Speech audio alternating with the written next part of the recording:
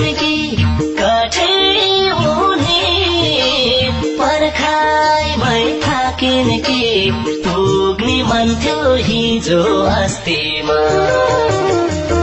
आजसम्म यतै छु क्यारे जाउँ भेट्नमा क्षितिज पारी उनको बस्तीमा देउतालाई भागिन् कि कठै हुने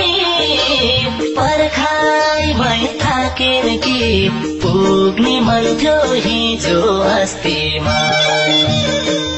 आजसम्म यतै छु क्यारे जाउँ भेट्नमा क्षितिज पारी उनको बस्तीमा आजसम्म यतै छु क्यारे